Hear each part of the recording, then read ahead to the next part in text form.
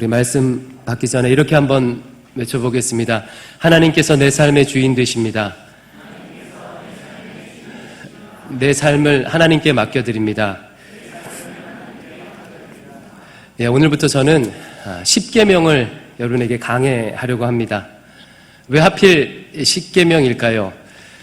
제가 청년부 설교하면서 일종의 패턴이 있는데 신약을 한번 강해하면 그 다음에는 구약을 한번 강해하고 또 논리적인 성경을 강해하게 되면 그 다음에는 내러티브, 이야기 본문을 강해하고 이런 식으로 엇걸어하면서 좀 균형을 맞추고 있습니다. 그래서 상반기 때 신약, 디모데 후서를 강해했기 때문에 올해 하반기 때는 구약을 좀 강해야 되겠다 그런 마음을 가지고 있었고요. 또 한 가지 이유는요, 요즘 벌어지는 일들 때문에 그렇습니다. 요즘 사회적으로 이슈되는 일들이 참 많이 있죠. 페미니즘 이슈라든가 아니면 낙태 문제, 동성애 문제, 또 양심적 병역 거부 문제와 같은 윤리적인 이슈들이 특별히 청년들이 관심을 갖고 또 의견을 표출하고 있는 그런 이슈들이 많이 생겨나고 있어요. 물론 제가 강단에서 이 개별 이슈에 대해서 다뤘죠. 미투 운동에 대해서도 다뤘고 남녀 평등에 대해서도 다뤘는데 사실 그러다 보면 한계가 있습니다. 그래서 이 문제들에 대해서 우리 청년들이 좀 분별력을 가지고 이제 볼 수 있도록 아예 세계관적인 가치관을 형성하는 세계관적인 내용을 하면 어떨까 하는 생각을 오래전부터 했습니다. 조금 전에 얘기했던 이런 윤리적 이슈들은요, 내가 어떤 세계관, 어떤 가치관을 가지고 있느냐에 따라서 전혀 다르게 해석되고 분별될 수가 있죠. 마치 검은 안경을 끼고 세상을 바라보면 온 세상이 검은 것처럼 보이는 것처럼요, 어떤 세계관이냐에 따라서요, 다른 해석이 가능하게 됩니다. 그래서 세계관에 관계된 내용을 하면 좋겠다라는 마음을 또 한편으로 가지고 있었고요. 또 우리 지성률 목사님께서 선택에 대해서 지금 강해를 하고 계시잖아요. 근데 선택에 있어서 실천적인 핵심은 무엇이냐면 결국은 기준입니다. 어떤 기준을 가지고 선택해야 될 것인가가 핵심일 텐데 그와 같은 기준도 좀 세워주면 좋겠다라는 마음을 가지고 있었어요. 여러분, 이 모든 조건을 충족시키는 그런 내용을 어디를 하면 좋을까요? 여러 가지 고심을 하다가 구약이면서 강해할 수 있고 세계관의 근간이 되는 하나님에 대한 이해, 나에 대한 이해, 이웃과 세상에 대한 이해를 깊이 할 수 있는 그런 부분, 그리고 선택의 기준까지도 세워줄 수 있는 그런 부분으로 저는 10계명을 좀 선택해 봤습니다. 물론 조금 전에 얘기했던 이 기준들을 다 채워줄 수 있는지는 강의를 해 나가면서 아마 드러나게 되겠죠. 하지만 10계명이 조금 전에 얘기했던 것들에 대한 어느 정도 해답이 되지 않을까 그런 마음을 가졌습니다. 그래서 사실은 이 10계명에 대해서 청년 일부 수련회 때 하고 싶었어요. 청년 일부 수련회를 지금 태촌 샬롬하우스에 가잖아요. 근데 그때 좀 하고 싶었는데 감사하게도 그 청년 일부 수련회는요, 외부 강사님이 오시게 되었습니다. 올해 상반기에 그 최영수 목사님이 오셔서 월요일에 그리스도인이라는 주제를 가지고 직장에 대해서 얘기해 주셨잖아요. 그분이 이틀 동안 좀 인도해 주시게 돼서 저는 이 10계명에 대한 내용을 여러분과 좀 나누려고 결정을 했습니다. 그런데 오늘 설교의 목표는 무엇이냐면요, 10계명에 대해서 동기부여하는 거예요. 다시 말하면 여러분들이 10계명에 대해서 좀 중요성을 가지고 관심을 갖도록 만드는 것이 오늘 설교의 제 나름의 목표입니다. 제가 청년부 순장 모임을 할 때 이런 얘기를 했었어요. 올해 여름 수련회 때 지금 갈등하고 있다. 10계명에 대해서 좀 할지 외부 강사님이 올지 갈등하고 있다라고 말했더니 우리 순장님들의 반응이 싸한 거예요. 제가 10계명을 얘기했더니 분위기가, 물론 그렇게 얘기하지 않았지만 분위기가 좀 싸했어요. 왜 이렇게 관심 없는 내용을 하는가라는 그런 느낌을 제가 받았습니다. 혹시 제가 오해했다면 사과드립니다. 그래서 오늘은요, 좀 10계명의 중요성에 대해서 여러분과 좀 나누고 싶어요. 여러분, 10계명이 신앙에 있어서, 신자의 신앙 생활에 있어서, 또 신학에 있어서 중요합니까? 안 중요합니까? 중요한 하다고 우리가 얘기할 수 있겠죠. 그러면 제가 질문을 좀 바꿔볼게요. 하나님의 말씀, 신구약 성경 하나님의 말씀은 중요합니까? 안 중요합니까? 예, 주저없이 신구약 성경 하나님의 말씀은 신앙에 있어서 그 어떤 것보다도 중요합니다. 결국 우리는 이 하나님의 말씀을 통하여서 하나님이 누구신가, 예수님이 누구신가를 발견하게 되고 또 구원에 이르는 지혜를 얻게 되기 때문에 하나님의 말씀에 대한 중요성은 신앙의 서거 넘어짐, 또 기독교의 서거 넘어짐의 핵심이 된다고 해도 과언이 아니죠. 근데 이 신구약 성경 하나님의 말씀은 어떻게 쓰여졌죠? 하나님께서 하늘에서 갑자기 뚝 이 66권의 말씀을 던져주셨습니까? 그렇지 않습니다. 우리 개신교, 우리 개혁주의 장로교는요, 이 신구약 성경이 유기적 영감에 의해서 쓰여졌다라고 그렇게 고백합니다. 이게 무슨 뜻이에요? 하나님께서 직접 쓰신 것이 아니라 하나님의 사람들을 세우셔서 그들에게 성령의 감동을 주시고 또 그들이 가지고 있는 사상이나 배경이나 그 경험들을 유기적으로 연합해서 신구약 성경 66권을 썼다고 그렇게 고백합니다. 그래서 약 1500여 년의 기간 동안 34명, 35명의 저자를 통해서 신구약 성경이 쓰여진 거예요. 즉 하나님께서 직접 쓰신 게 아니에요. 그런데 이 신구약 성경 66권 가운데 예외적인 것이 하나 있습니다. 다시 말하면 하나님께서요 직접 쓰신 것이 있어요. 나머지 성경들은 하나님께서 하나님의 사람을 세우시고 성령의 감동을 주시고 쓰셨는데 이것만은 하나님께서 직접 쓰신 것이 있어요. 그게 무엇이죠? 우리가 앞으로 살펴볼 십계명입니다. 십계명. 십계명이 쓰여진 과정을 여러분 좀 이해할 필요가 있는데 퀴즈를 하나 드려볼게요. 졸리니까. 여러분 이스라엘 백성의 제일 처음 시조는 누굽니까? 이스라엘 백성의 시조. 아담이에요? 예, 아브라함입니다. 아담은 인류의 시조라고 하죠. 아브라함이 히브리인 이스라엘 백성의 시조예요. 이 아브라함은 원래 지금으로 따지면 이라크 지역에 살았어요. 갈대아 우르 지역에 살다가 어느 날 하나님으로부터 부름을 받아서 하나님의 약속의 땅 가나안 땅으로 이주를 하게 됩니다. 그리고 그곳에서 이삭을 낳고요. 그 이삭은요 야곱을 낳아요. 근데 이 야곱이 여러 가지 환경 때문에 자기의 식솔득 70여 명을 이끌고 가나안 땅을 떠나서 애굽, 지금으로 하면 이집트죠. 애굽으로 이주를 하게 돼요. 잠깐 이주해서 살 줄 알았는데 그 애굽에서 몇 년을 살았냐면 무려 430년을 삽니다. 그래서 그곳에서 자손을 낳고 하다가 거대한 민족을 이뤄요. 그래서 소위 말하는 이스라엘 민족이 됩니다. 이 야곱이라는 이름은요, 나중에 하나님께서 이스라엘이라고 이름을 바꿔주셔요. 그래서 그때로부터 이 야곱 이후로부터 이 히브리인들, 아브라함의 자손들이요 이스라엘 사람이라고 불렸어요. 거대한 민족을 이루셔요. 그런데 상당한 기간 동안 애굽에서 종살이를 하게 돼요. 그래서 하나님께서 한 지도자를 세우셔서 그들을 출애굽시켜 주십니다. 그 지도자의 이름이 뭐죠? 모세예요. 모세. 그럼 모세에 대해서는 신앙이 있든 없든 잘 알고 계시죠? 이 모세를 통해서 애굽에서 탈출하는 일을 하게 하십니다. 그래서 드디어 여러 가지 우여곡절을 겪어요. 10가지 재앙을 내리시고 홍해를 가르시는 그런 기적을 베푸심으로 드디어 이스라엘 백성들이 출애굽하게 돼요.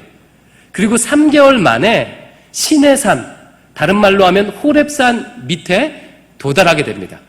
그 호렙산 밑에 도달했더니 갑자기 하나님께서요 모세를 부르셔요. 그래서 모세를 부르시면서 이렇게 말씀하십니다. 출애굽기 19장 5절에서 6절을 한번 읽어볼게요. 같이 읽겠습니다. 시작. 세계가 다 내게 속하였나니 너희가 내 말을 잘 듣고 내 언약을 지키면 너희는 모든 민족 중에서 내 소유가 되겠고 너희가 내게 대하여 제사장 나라가 되며 거룩한 백성이 되리라. 너는 이 말을 이스라엘 자손에게 전할지니라. 모세야 이쪽으로 와 라고 하면서 하나님께서 모세에게 일종의 계약서를 하나 딱 내미십니다. 너희 이스라엘 백성들이 내 언약을 듣고 잘 지키면 모든 세계 가운데 너희들이 제사장 나라가 될 거야. 거룩한 백성이 될 거야. 어때? 이 계약을 사인을 할래 말래? 백성들에게 가서 물어봐 하고 모세에게 일종의 딜을 하는 거예요. 계약서를 제시하셔요. 그러니까 모세가 그 하나님의 말씀을 듣고 백성들에게 가서 이렇게 말합니다. 19장 7절과 8절을 읽어볼게요. 19장 7절과 8절이에요. 시작. 모세가 내려와서 백성의 장로들을 불러 여호와께서 자기에게 명령하신 그 모든 말씀을 그들 앞에 진술하니, 그들 앞에 뭐라고 진술했을까요? 하나님께서 나를 부르셔서 이렇게 얘기하더라. 언약을 잘 지키면 우리 민족이 제사장 나라가 되고 선택받은 민족이 되고 그리고 거룩한 백성이 될 수 있대 라고 말을 전했어요. 근데 이 말을 들었던 백성들이 8절 말씀에 이렇게 말합니다. 같이 읽어볼게요. 시작. 명령하신 대로 우리가 다 행하리이다. 모세가 백성의 말을 여호와께 전하며, 백성들이 그렇게 하겠다요, 안 하겠대요? 그렇게 하겠대요. 그 계약을 받아들였어요. 이것을 전문 용어로 언약이라고 합니다. 하나님의 언약은요, 하나님께서 일방적으로 지금 얘기하시는 게 아니라 어떻게 하셨어요? 묻고 대답하셨어요. 대답하는 과정이 있죠. 이게 굉장히 중요한 측면인데요. 결국 이스라엘 백성들이 그렇게 하겠다고 했어요. 그러자 하나님께서 이스라엘 백성들에게 본격적으로 정식적으로 계약을 체결하기 위해서 준비를 시키십니다. 옷도 빨고 마음도 정결하게 준비하고 한 3일 동안 준비를 시켜요. 그래서 이스라엘 백성들이 열심히 그 시내산 밑에서, 호렙산 밑에서 준비를 하게 돼요. 3일째 날이 됐어요. 3일째 아침이 되니까 갑자기 우레와 번개 소리가 들리는 거예요. 우르릉 꽝꽝 하면서 번개가 치고요, 구름이 호렙산 위에 임하게 됩니다. 구약 성경에서요, 구름이 나타난다는 것은 하나님의 임재를 상징해요. 하나님은 영이시죠. 하나님은 형상이 없으세요. 그래서 우리 가운데 나타날 때 여러 가지 징조를 보여주시는데, 구름이 임했다는 것은 하나님이 임하신다는 일종의 징조예요. 그러자 모세가요, 준비된 백성들을 이끌고 여호와의 산, 그 신의 산, 그 밑에 산 기슭에 백성들과 함께 딱 서게 돼요. 그러자 하나님께서 그 구름 속에서 불 가운데 강림하십니다. 그리고 모세를 그 산 위로 부르셔요. 왜 부르셔요? 이제 그 언약의 말씀을 주시기 위해서. 그 언약의 말씀을 주시기 위해서요, 백성들은 산 기슭에서 대기하고 있고 모세를 산속으로 부르시는 거예요. 그러면서 주신 게 무엇이에요? 그 언약의 말씀으로 주신 게 바로 십계명이에요. 십계명. 근데 출애굽기 24장 12절을 한번 읽어볼게요. 출애굽기 24장 12절을 같이 읽어볼게요. 시작. 여호와께서 모세에게 이르시되 너는 산에 올라 내게로 와서 거기 있으라. 내가 그들을 가르치도록 내가 율법과 계명을 친히 기록한 돌판을 내게 주리라. 율법과 계명을 기록한 돌판을 주겠다라고 말했는데 그것을 누가 기록했어요? 여기 말씀 보니까 뭐래요? 네가 기록해라 라고 얘기하셔야, 아니면 하나님께서 친히 기록하셨대요. 하나님께서 친히 기록하셨대요. 지금 신구약 성경 66권 가운데요, 지금 이 십계명은요, 하나님께서 친히 기록하신 거예요. 돌판에다가 친히 새기신 거예요. 그래서 돌판 2개를 모세에게 주십니다. 한쪽 돌판에는요, 일반적으로 얘기할 때 십계명 중에서 1계명과 4계명, 그러니까 하나님과 인간과의 관계에 대한, 하나님 사랑에 대한 내용을 담고 있는 1계명부터 4계명까지가 이쪽 돌판에 새겨져 있고, 다른 돌판에는 5계명부터 10계명, 인간과 인간 사이에서 어떻게 살아야 되는지, 인간 사랑에 대한 계명이 다른 돌판에 기록되어 있어요. 이 10계명, 이 돌판을 주셨어요. 이 돌판을 듣고 모세가 이제 산 밑으로 백성들 앞에 나아갑니다. 근데 모세가 산에 올라갔다가 내려갈 때까지 며칠이 걸렸냐면 무려 40일이 걸렸어요. 40일. 근데 백성들이요, 모세가 내려가 봤더니 난리가 난 거예요. 백성들이 모세가 올라간 지 40일이 돼도 내려오지 않자, 한참 지나도 내려오지 않자 백성들이 이렇게 생각하는 거예요. 아, 산에 올라갔다가 모세가 죽었나 보다. 큰일 났다. 이제 우리를 누가 인도해 줄까? 막 이렇게 불평하면서 얘기해요. 그러면서 모세의 형 아론에게 이제 앞으로 모세가 죽은 것 같으니까 우리를 인도할 신을 만들어내라 라고 요청을 해요. 그러자 아론이 사람들로부터 금속, 귀금속을 다 받아서 그걸 녹여서요, 금송아지를 하나를 만듭니다. 그리고 그 금송아지를요, 섬기면서 축제하며 제사 지나며 노래하고 있었어요. 모세가 두 돌판을 들고 딱 내려왔더니 그 장면을 목격한 거예요. 이 모세가 한 성격하거든요. 그래서 그걸 보자마자 어떻게 했냐면 하나님이 친히 새겨주신 돌판을요 던집니다, 땅에. 여러분 정말 간이 부었죠, 그렇죠? 하나님이 새겨주신 돌판을. 그래서 이 돌판이 깨지게 돼요. 근데 감사하게도 하나님께서요 이 돌판을요 다시 한번 주십니다. 출애굽기 34장 1절을 한번 볼게요. 1절 먼저 읽어보겠습니다. 시작. 여호와께서 모세에게 이르시되 너는 돌판 둘을 처음 것과 같이 다듬어 만들라. 내가 깨트린 처음 판에 있던 말을 내가 그 판에 쓰리니. 모세야 모세야, 내가 너에게 처음 주었던 두 돌판과 똑같이 생긴 돌판 둘을 만들어 와. 그러면 내가 거기다가 다시 새겨줄게 하고 28절을 읽어볼게요. 모세가 28절입니다. 시작. 모세가 여호와와 함께 40일 40야를 거기 있으면서 떡도 먹지 아니하였고 물도 마시지 아니하였으며 여호와께서는 언약의 말씀 곧 십계명을 그 판들에 기록하셨더라. 어떻게 그 판에 누가 기록했대요? 여호와 하나님께서 직접 그 판에 기록했대요. 자, 그러면 다시 질문할게요. 신구약 성경 66권 말씀이 중요합니까? 안 중요합니까? 너무나도 중요하지요. 근데 이 가운데서도 하나님께서 직접 새겨주신 말씀이에요. 중요할까요? 안 중요할까요? 예, 중요하겠죠. 그래도 별로 중요성이 감흥이 없다면요, 성경책을 딱 피시고 성경책 제일 앞을 펴보세요. 성경책 가죽이 있으면 앞장을 딱 넘겨보세요. 자, 성경책 가져오신 분 딱 넘겨보세요. 제일 앞에 뭐가 있죠? 주기도문과 사도신경이 있지요. 혹시 주기도문 사도신경 없으신 분 있으세요? 성경이 좀 이상한 건데 그러면. 자, 한국 성경은요 제일 앞을 딱 펴면요 주기도문과 사도신경이 있어요. 그러면 제일 뒤를 한번 펴보세요. 제일 뒤에는 뭐가 있죠? 십계명이 있어요. 그러면 질문 드려볼게요. 여러분 이거 궁금하지 않았어요? 왜 성경 66권 가운데 특별히 제일 앞에 주기도문과 사도신경을 따로 띄워놓고 제일 뒤에 왜 십계명을 따로 띄워넣었을까요? 왜 그랬을까요? 중요해서 그렇겠죠. 이것이 신자가 신앙생활을 하는데, 신자가 하나님에 대한 말씀을 아는데 가장 기초적이고 중요한 것이 무엇이라는 거예요? 주기도문과 사도신경과 십계명이라는 거예요. 그럼 주기도문은 왜 중요해요? 신앙생활을 시작하게 되면 제일 처음 하게 되는 게 예배 나오는 것뿐만 아니라 제일 처음 하게 되는 게 무엇이냐면 기도하는 것입니다. 그런데 어떻게 기도해야 하는지를 잘 모르잖아요. 수많은 종교들이 다 기도가 있죠. 정화수를 떠놓고 비나이다 이렇게 기도하는 데가 있고, 어느 곳에는 목탁을 똑똑똑똑 두드리면서 그렇게 기도하는 종교가 있는데 도대체 하나님을 믿는 사람들은 어떻게 기도했는지 잘 모르잖아요. 그래서 우리 주님께서 너희는 이렇게 기도하라라고 가르쳐 주신 것이 뭐예요? 주기도문이에요. 그래서 어떻게 기도하면 되는지 기도의 방법, 기도의 형식을 가르쳐 주신 게 주기도문이죠. 중요하겠죠. 그러면 사도신경은 무엇입니까? 사도신경은 이거예요. 어느 날 내가 친구를 만났는데 친구가요 이렇게 물어봐요. 야, 너 교회 다녀? 교회 다녀. 어느 교회 다녀? 대강교회 다녀. 야, 요즘도 교회 다니는 사람이 있네? 야, 도대체 교회 다니면 뭘 믿는 거냐? 라고 친구가 물어본다면 여러분 뭐라고 대답하시겠어요? 교회 가면 예수님 믿는 거지, 하나님 믿는 거지. 아마 많은 분들이 이렇게 대답하실 텐데 이제 걱정하지 마십시오. 이제 뭐라고 대답하시면 되냐면, 친구가 물어요. 야, 너 교회 다닌다며? 교회 가면 뭘 믿어? 교회 가면 뭘 믿느냐면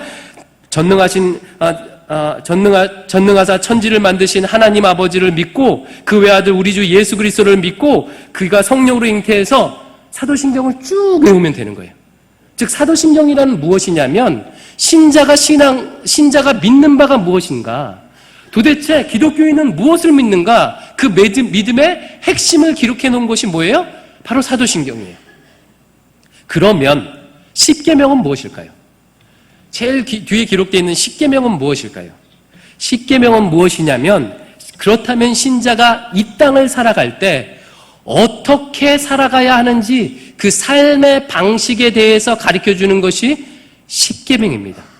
저는 청년들을 상담하면서 많은 청년들이 도대체 어떻게 살아야 되는지 모르겠다고 그렇게 얘기하는 사람을 많이 봤어요.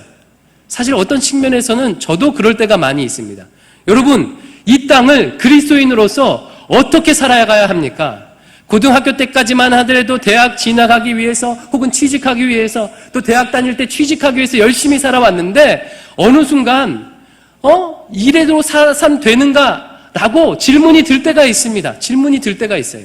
내 인생이란 배가 이와 같은 방식으로 이와 같은 속도로 이와 같은 방향으로 계속 가도 되는가? 도대체 어떻게 살아야 하는가? 어디로 가야 되는가? 그런 질문이 들 때가 있습니다. 그러면 여러분 뭐라고 대답하시겠어요? 바로 십계명이 어떻게 살아야 하는지 그것을 가르쳐 준다는 거예요. 따라서 다시 한번 물어볼게요. 십계명이 중요한가요? 안 중요한가요? 중요하지요. 좀 동기부여가 되고 계셔요? 예, 제가 목표를 좀 이루고 있습니까? 이게 얼마나 중요한지는 교회 역사를 살펴봐도요 나타납니다. 종교개혁을 누가 일으켰죠? 종교개혁의 시작 누굽니까? 마르틴 루터예요. 마르틴 루터예요. 종교개혁이 몇 년도에 일어났죠? 벌써 까먹었어요. 우리 작년에 느헤미야 강해하면서 또 종교개혁 500주년을 맞이해서 강해했었잖아요. 그때 종교개혁 연도 잃어버리면 꿀밤 준다고 그랬잖아요. 종교개혁이 몇 년 일어났어요? 몇 년 됐어요? 1517년에 일어났죠. 그래서 작년이 500주년이었는데 종교개혁을 일으킨 마틴 루터가 십계명에 대해서 이렇게 평가했습니다. 모든 약속 중에 약속, 모든 신앙의 원천, 그리스도 복음의 약속을 포괄하는 지혜의 원천이다 라고 했어요. 십계명이요 약속 중에 약속이래요. 신앙의 원천이고 또 복음의 약속을 포괄한 지혜의 원천이래요. 여러분 이게 좀 실감이 돼요? 저는 십계명을 볼 때 별로 그게 안 느껴져요. 살인하지 말라, 부모를 공경하라, 간음하지 말라. 이게 무슨 신앙의 원천이고 무슨 지혜의 원천이에요? 예? 그런데 그렇대요.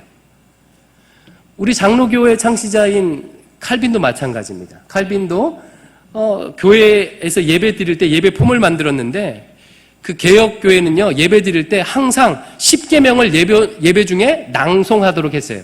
우리가 사도신경을 암송하는 것처럼 십계명을 낭송하라고 하도록 했어요. 뿐만 아니라 장로교 교리교육의 핵심인 웨스트민스터 대요리 문답에는요 총 196개의 문항이 있는데 그 중에서 58개, 3분의 1 이상이 십계명에 할애되고 있어요. 그리고 여러분들이 아직 세례 안 받으신 분은 세례 받을 때 소요리 문답이라고 공부하거든요. 소요리 문답은 107개 문항으로 되어 있는데 그 중에서 43개 문항, 거의 절반 가까이가 뭐에 대해서? 십계명에 대해서 얘기하고 있다고요. 여러분 십계명이 중요해요? 안 중요해요? 중요하죠. 이렇게 중요하다고요. 그런데도 안타까운 것은요 십계명을 잘 몰라요. 제가 사역훈련할 때요 십계명 써보라고 불시에 퀴즈를 내줍니다. 사역훈련을 받을 정도면 모태신앙도 많고 제자훈련도 받았어요. 근데 십계명을 불시에 쓰라고 했을 때 처음부터 끝까지 순서대로 쓴 사람은요 한 명도 없었어요. 여기 앞에 계신 분들도 마찬가지고 한 명도 없었어요.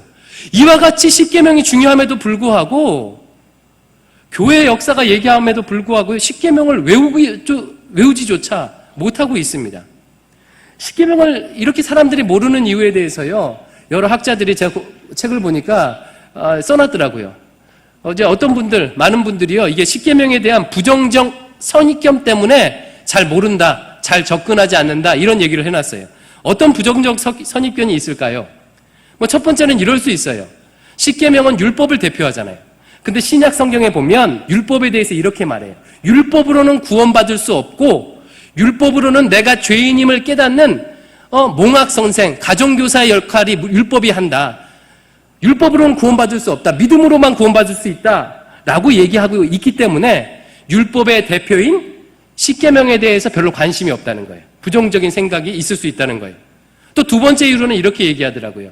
율법 혹 이런 법령들에 대해서 율법에 대해서 역사를 살펴보니까 그 많은 권력자들이 이 율법을 가지고 사람들을 억압하는데 종교적으로 억압하는데 사용했대요.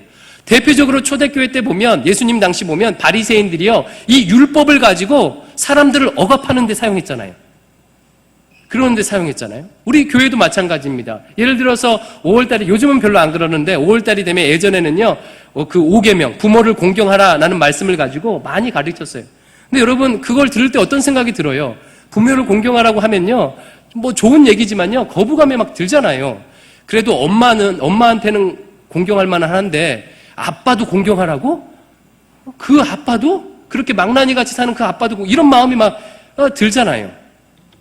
또 어떤 분들은 비현실적인 이유로 십계명에 대해서 부정적인 생각이 든대요. 이게 무슨 의미냐면요. 지금 현대 21세기에 별로 적용되지 않는다는 거예요. 현실성이 없다는 거예요. 대표적으로 예를 들면 제4계명은요. 안식일을 기억하여 거룩히 지키라는 계명이 있는데요. 안식일은요. 이렇게 말합니다. 너희가 6일 동안은 열심히 일하고 7일째는 안식일이니까 기억하여 일하지 말고 지켜라. 근데 요즘 우리가 6일 근무합니까? 5일 근무해요. 5일째잖아요. 5일째. 저는 6일 해요. 근데 여기 계신 분들은 대부분이 5일 근무 하시잖아요. 그러니까 무슨 6일 근무하고 7일째 쉬어 5일 근무인데 현실성이 없어. 이렇다는 거예요. 또 간음하지 말라. 7계명은 어때요? 간통죄가 2015년도에 폐지됐어요. 그러니까 법적으로 이 시대와 좀 안 맞고 현실성이 없다는 거예요. 이런 이유로 거부감이 들 때. 또 무엇보다도요. 우리 마음속에 있는 그 본성이 금지 규정에 대한 거부감이 있습니다. 하지 말라고 하면 어떻게 해요? 더 하고 싶잖아요. 근데 10계명을 살펴보면 10계명 중에 무려 8개 계명이 뭐뭐 하지 말라라는 금지 규정이에요. 그러니까 개인의 자유를 그 어떤 가치보다도 우선시 여기는 21세기에 살고 있는 우리에게 무엇 하지 말라는 것은요. 그 자체로 거부감이 들 수밖에 없다는 거예요.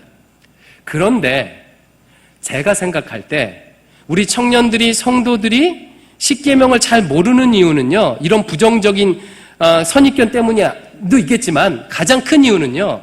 제가 생각할 때는요. 관심이 없는 것 같아요. 관심이. 그러면 왜 관심이 없을까요? 그 이유는 뭐냐면 잘 가르치지 않고 배운 적이 별로 없기 때문에 그렇습니다. 결국 목회자들의 책임이에요.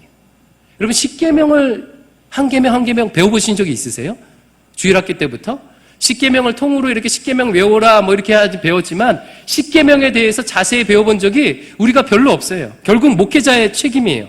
잘 배우지 못했기 때문에 잘 모르기 때문에 별 관심을 갖지 않고 그러다 보니까 점점점 십계명과 멀어지는 거죠. 근데 이렇게 반문하시는 분이 계실 수 있어요. 목사님 말씀이 일명타단한 것 같아요. 사실 별로 관심 없었거든요. 하지만요, 십계명을 잘 모른다. 이거는 별로 동감하지 못할 것 같아요. 십계명 한번 보세요, 목사님. 뭐가 어려운 게 있어요. 살인하지 말라. 간음하지 말라. 도둑질하지 말라. 목사님, 뭘 모를 게 있습니까? 이렇게 반문할 수 있는데, 여러분, 제가 한번 질문을 드려볼게요. 십계명의 6계명은 뭐죠? 살인하지 말라요. 살인하지 말라. 그러면 이 경우 십계명을 어긴 것이겠습니까? 안 어긴 것이겠습니까? 맞춰보세요. 전쟁이 났는데 군인이 되어서 내가 적군을 총으로 쏴 죽였어요. 그러면 지금 6계명 살인하지 말라를 어긴 겁니까? 아니고 안 어긴 겁니까? 쉽게 대답하기가 어렵죠. 우리 기독교에서는요, 개신교회는요, 군인이 되는 것을 허락해요. 이것은 무엇이냐면 전시에 적군을 향해서 총을 쏴서 죽이는 것을 허락한다는 거예요. 양심적 병역 거부자들은요, 그것을 거부하는 거예요. 전쟁의 상황일지라도 나는 총을 들어서 살인하지 않겠다는 거예요. 그러면 질문 또 드려볼게요. 어떤 여인이 원치 않는 상황에서 원치 않는 임신을 했어요. 낙태를 할 수 있습니까? 없습니까? 낙태를 하게 되면 살인죄를 범하는 겁니까? 안 범하는 겁니까? 기독교 전통은요, 낙태에 대해서 살인이라고 기독교 전통은 이렇게 얘기해요. 그러면 아니 전쟁에서 살인하는 것은 괜찮다고 하는데 왜 낙태에 대해서는 반대해? 대답해 보세요. 이게 되게 어렵잖아요. 그죠? 그러니까 우리는 이 계명을 아는 것 같지만 사실은 몰라요. 아는 것 같지만 사실은 잘 모릅니다.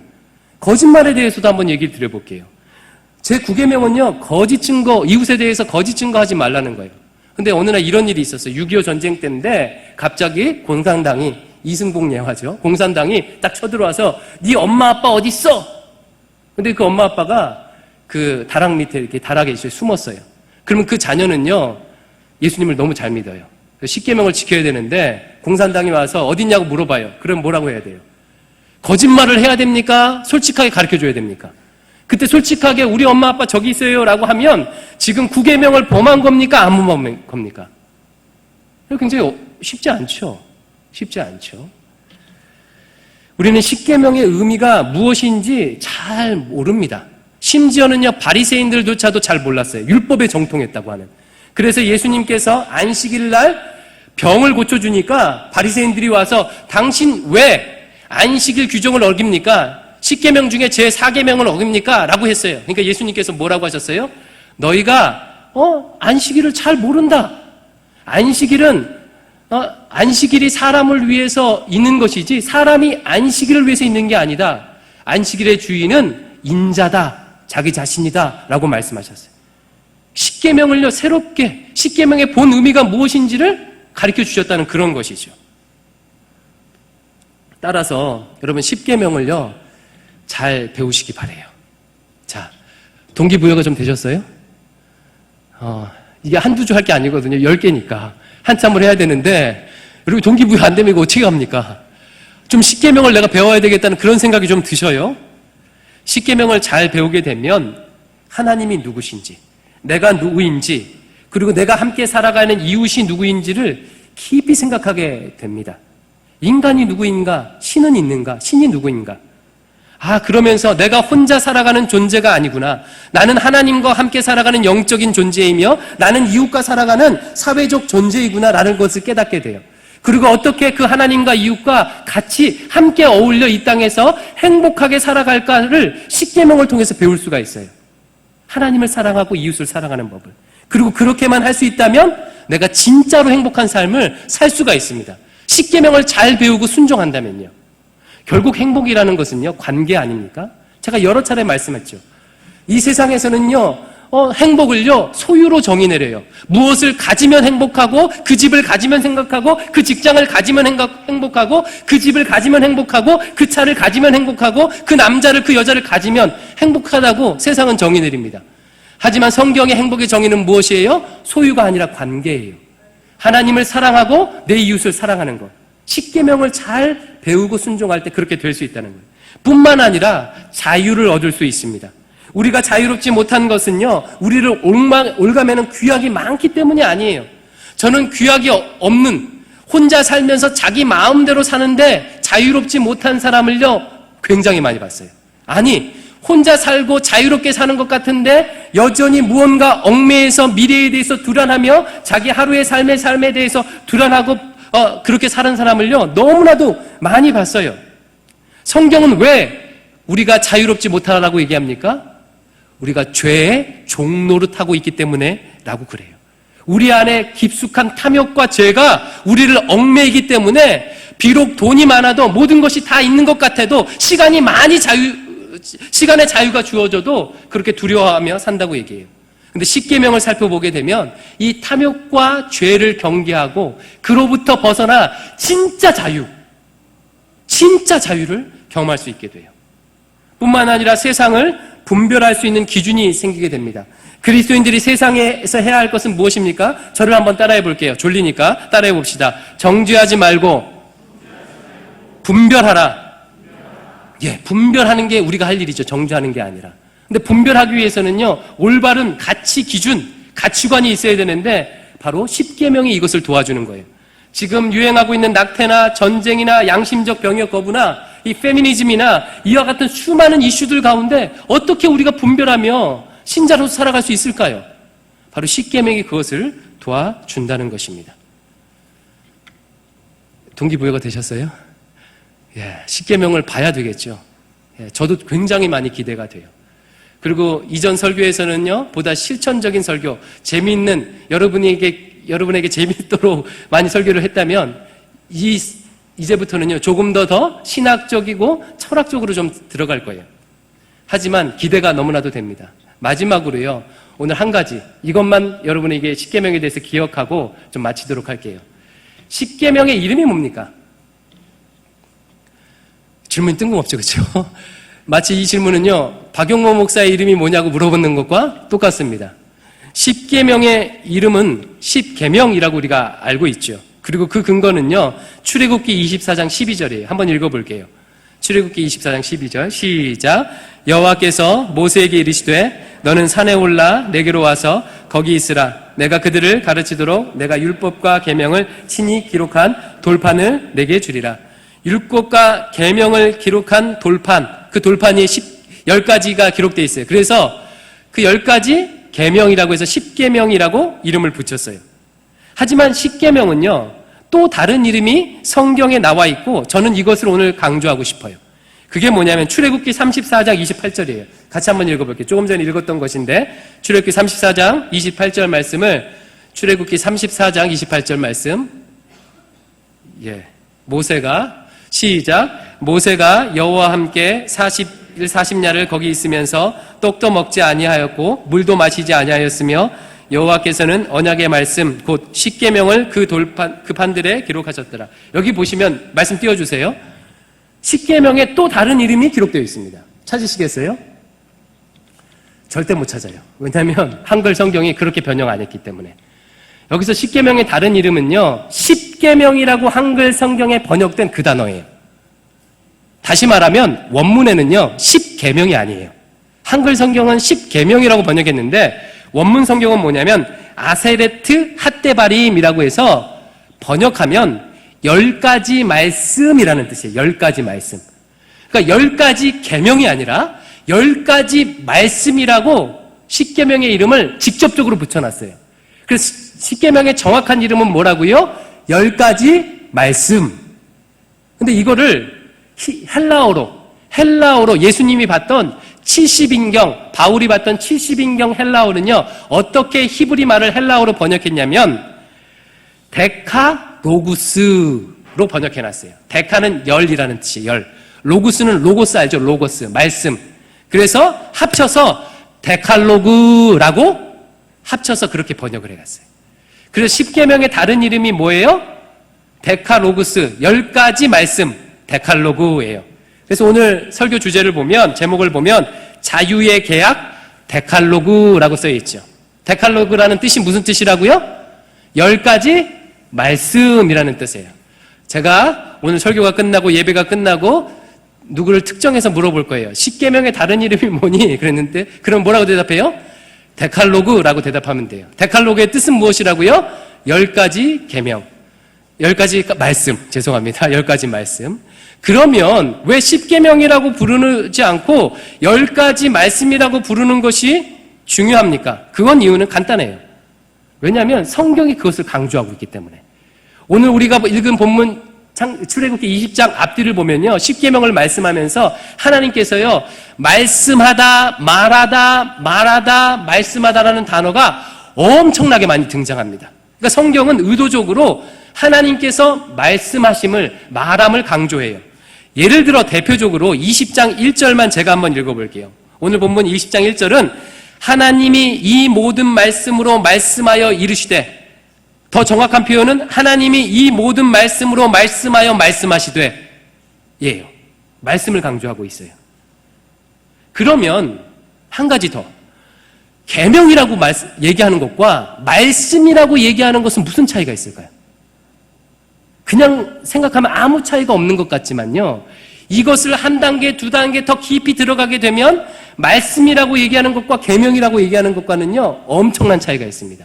계명이라고 했을 때는요, 하나님께서 우리에게 일방적으로 주시는 명령이라는 의미가 강조되어 있어요. 따라서 본능적인 거부감을 만들거나 비자발적인 순종을 야기할 수 있죠. 그리고 하나님을요, 바로의 애구방과 같은 폭군으로 오해할 수 있는 여지들이 있어요. 고대 왕들은 그렇게 자기가 통치할 법령을 선포함으로 일방적으로 자기 권위를 강화했거든요. 더군다나 계명이라고 하면 율법이라는 의미가 강조되기 때문에 신약을 살고 있는 우리에게 율법으로는 구원받을 수 없어, 이런 부정적인 이미지가 있어서 계명이라고 했을 때는요, 그 본래 의미를 온전히 받기가 어려워요. 하지만 여호와의 말씀이라고 했을 때는요, 무슨 의미가 강조되냐면 여호와 하나님께서 우리와 대화하시다라는 의미가 강조돼요. 실제로 하나님께서 아까 언약을 맺으실 때 일방적으로 선언하셨습니까? 대화의 과정이 있었습니까? 대화의 오고 가미 과정이 있었죠. 쌍방 간의 소통이 있었어요. 이것은 무엇을 의미하냐면 이 율법의 말씀을 지킴에 있어서 나도 참여하겠다는 걸 의미해요. 하나님께서 이 십계명을 지킴에 있어서 나도 같이 함께 참여하여 이것을 이루어 나가게 되겠다라는 것을 의미해요. 이것은 아까 얘기했던 계약의 형식과도 일치하죠. 계약이란 한 사람이 일방적으로 지키는 것이 아니라 두 사람의 참여로 이루어지죠. 서로의 지켜야 할 의무가 있습니다. 따라서 십계명은요, 그냥 하나님께서 너희 이거 지켜? 안 지키면 혼날 줄 알아? 라고 주신 명령이 아니라 하나님께서 우리의 대화 가운데 계약을 통해서 하나님의 참여함을 전제로 하는 그런 말씀, 데칼로그라는 것입니다. 벌써 어려웠나요? 벌써 졸리나요? 큰일 났습니다. 우리가 한참 봐야 되는데, 이 두 가지를 기억하시기 바라요. 십계명이 신자의 삶에서 얼마나 중요한지를 기억하시고, 십계명이 앞으로 십계명을 내가 배우고 이 십계명에 순종할 때 어떤 내 삶의 변화가 일어날지에 대해서 여러분 기대하셨으면 좋겠어요. 그리고 첫 번째, 오늘 십계명의 다른 이름이 뭐다? 데칼로그. 자, 큰 소리로 한번 대답해 주세요. 십계명의 다른 이름이 뭐다? 데칼로그. 수준이 올라갔습니다. 예배 전과 후 여러분 십계명의 다른 이름 데칼로그를 알게 되셨습니다. 우리 하나님께서 친히 이 언약 가운데 동참하셔서 우리가 이 계명을 지키고 순종할 수 있도록 도울 뿐만 아니라 진정한 자유를 주실 줄로 믿습니다. 기도하겠습니다.